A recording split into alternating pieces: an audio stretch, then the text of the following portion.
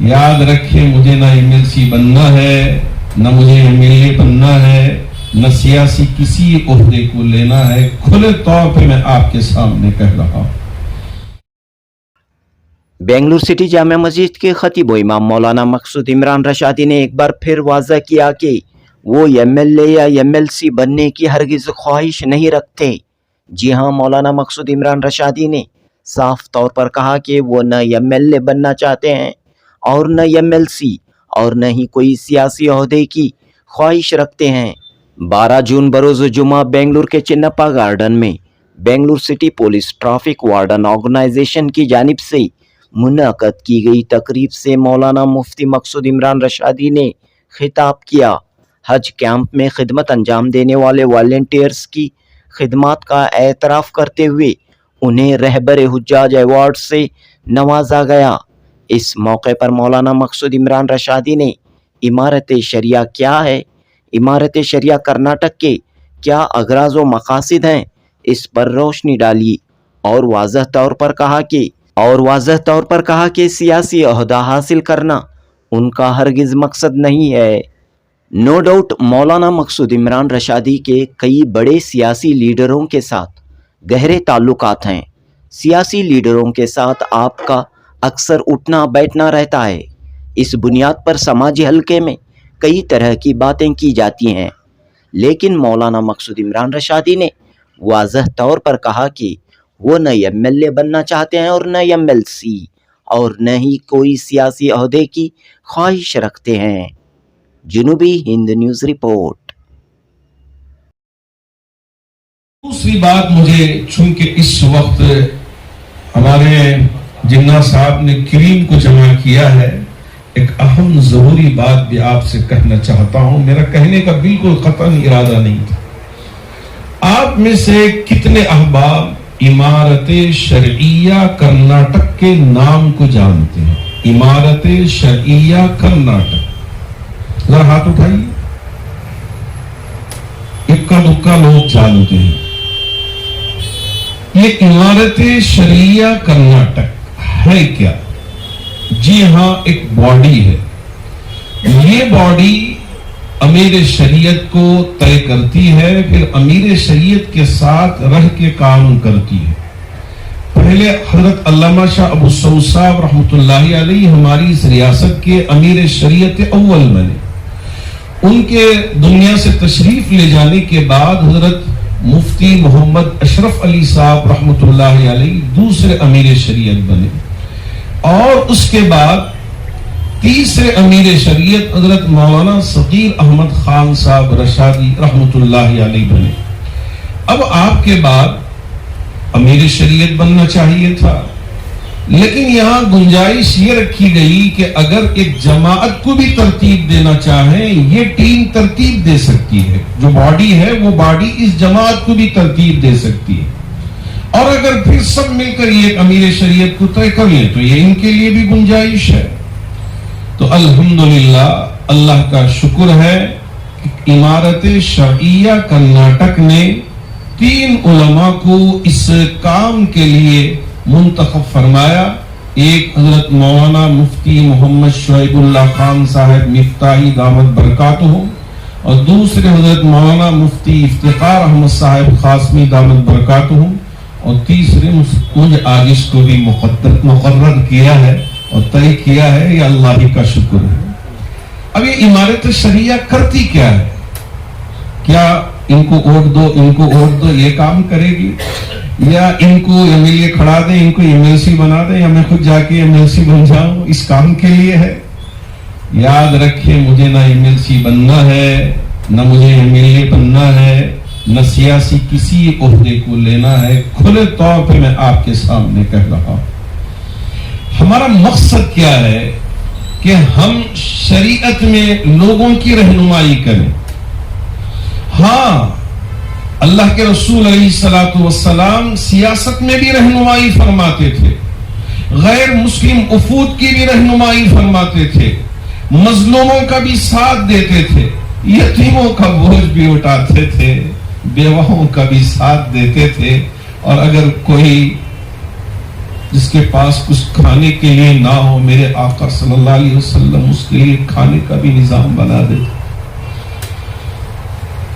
اگر ہم سب مل کر اس کام کو انجام دینے کے لیے تیار رہیں، اگر ہم ٹیم ورک کرنے لگ جائیں، جی ہاں، ہم سب مل کر آپ سے جو کام بنتا ہے وہ کریں، ہم سے جو کام بنتا ہے ہم کریں، پھر ہمارا مقصد یہ ہو کہ اللہ نے ایک چھوٹی سی زندگی دی ہے، اس زندگی میں کچھ ایسے کام کر جائیں جس سے ہمارا رب راضی ہو جائے، اس سے بڑھ کر کوئی اور ہماری نیت نہیں ہونا چاہیے۔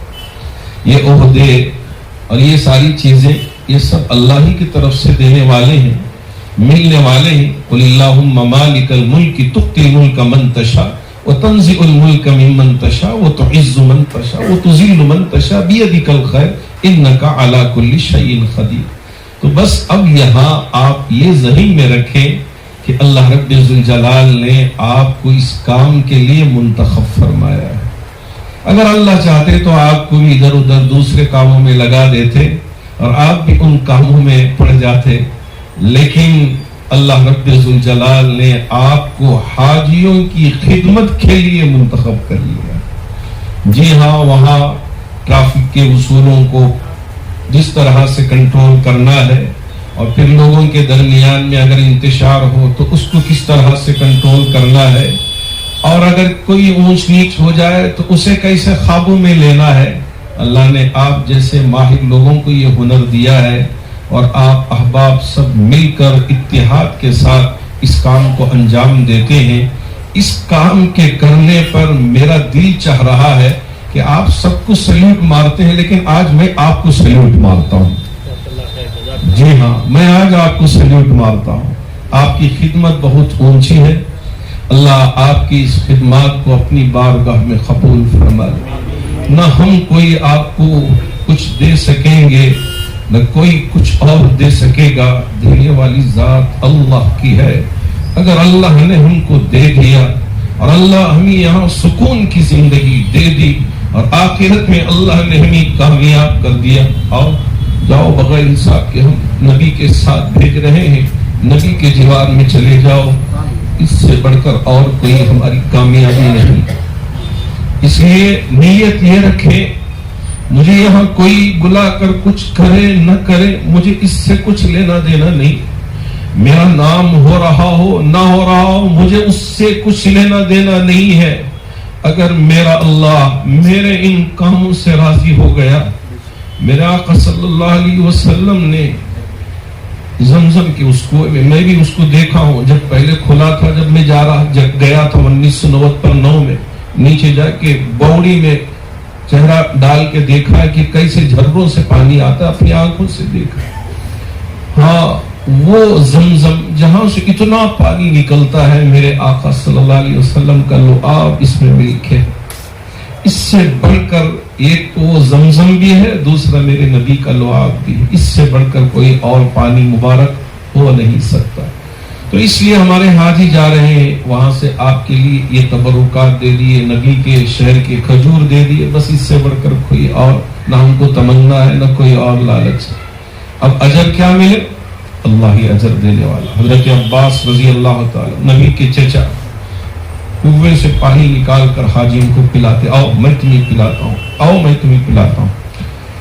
اللہ کا بڑا فضل ہے کہ ہمارے حاجی ایک بات مجھ سے یہاں کہتے تھے، پہلے دن بھی میں حاضر رہا اور اس کے بعد مستقل حاجیوں سے میں رابطے میں رہا، تو مجھ سے کہتے رہے کہ بس میں بیٹھ کر فلائٹ میں بیٹھنے تک ہمارے قدام اتنی خدمت کی، ہمیں پیر بھی زمین پہ رکھنے نہیں دیا، اتنی خدمت۔ لیکن بعد میں چونکہ نفسی کا عالم ہی ہوتا ہے، وہاں ہم ہی کو کرنا پڑتا ہے۔